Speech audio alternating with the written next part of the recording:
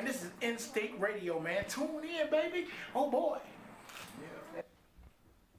Welcome to Instant Radio. This is the Dainhen Butler Show.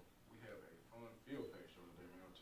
Today's show will be centered around and dedicated to Alto's finest. We have individuals who have survived one of the worst state prisons in Georgia, maybe the southern eastern United States to that degree. We're gonna get in depth with some of the motivation of them going to prison and what they're doing now to contribute to society. Welcome, staff, co-host. How y'all doing? Awesome. Great. Awesome. Let's start the show off how we usually start off. Man. How was your week? I say you on CNN, BET, all this stuff. What you got going on? Oh man, just been super busy. Just trying to stay focused on my journey.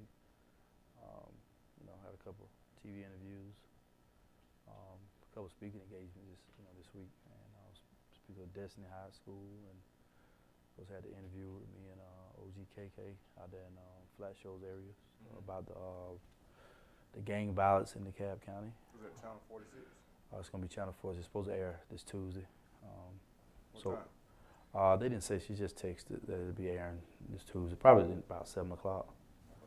And working on a couple proposals, working on a couple grants to try to do some other things, with our young people. Then next week I'll be speaking at Georgia Tech at an event with the U.S. Attorney's Office and stuff like that. So I'm just staying busy, man. And that sounds like an airport might come with that. Well, that's what I'm working on. You know what I'm saying?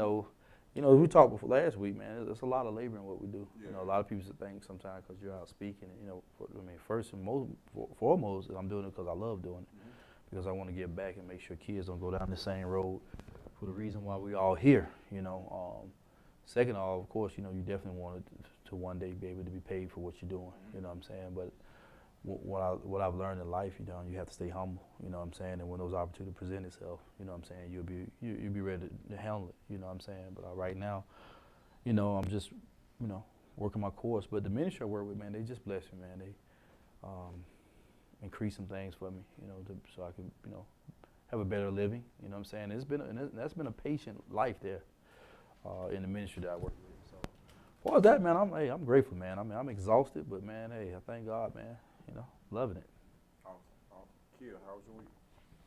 My week was great. I'm not making the moves that Omar is, but I'm making. with my business and the nonprofit that I'm in the process of starting. So, yeah, just staying busy, staying active, and working. That's it. Pastor Jennifer. Yes, it's been one of those weeks when you experience great disappointment and you just roll with the punches. There's nothing you can do. Life will happen to the best of us. And sometimes you do your best, and as a parent, you do what you can, but life will still hit you from time to time. And I've been rolling with the punches, getting myself together, and organizing myself for the biggest battle of my life. And I know I'm going to go through it with patience, with grace, lots of love. And for people out there that are going through it, it never lasts forever. It comes to an end at some point. You just have to prepare your heart, and that's what I'm doing. It's been an interesting week, and I'm still thankful that I'm here. All right. My week was regular.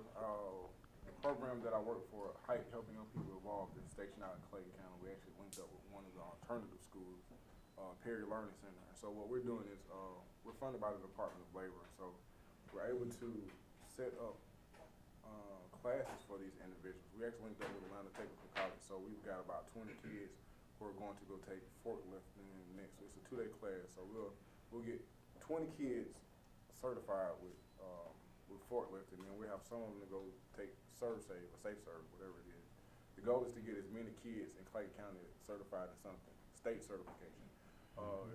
What that does is it increases their probability of becoming employed. It decreases their probability of going into prison.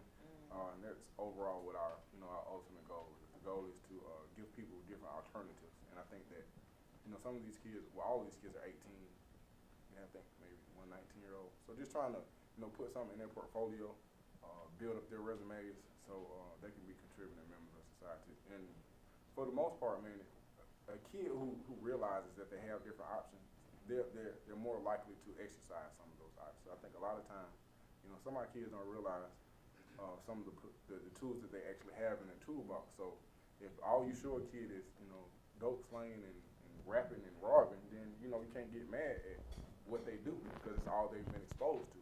So I think the goal is just, you know, start building up their performance from in the earlier stages. So that's basically it.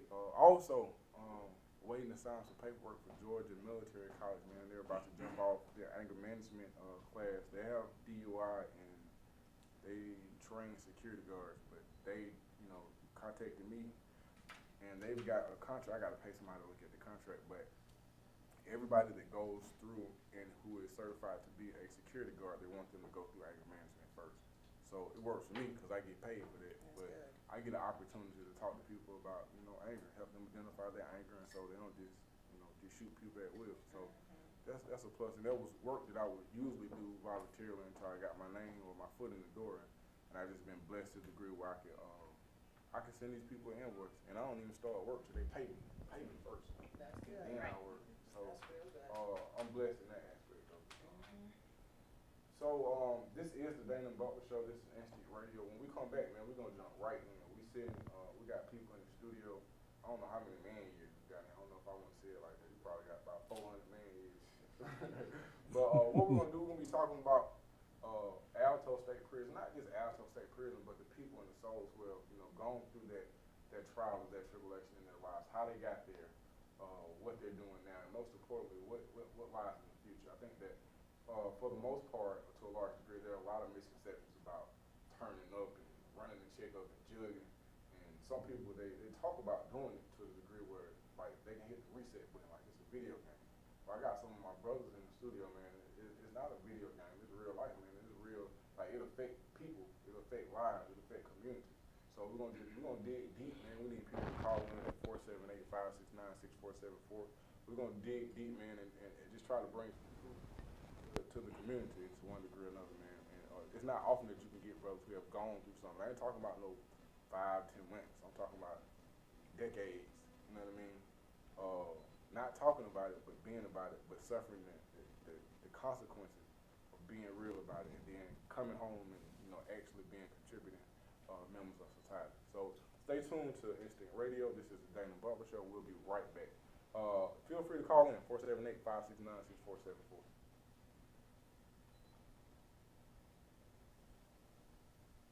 Station in the world, playing all of today's hits. You're listening to Instinct Radio.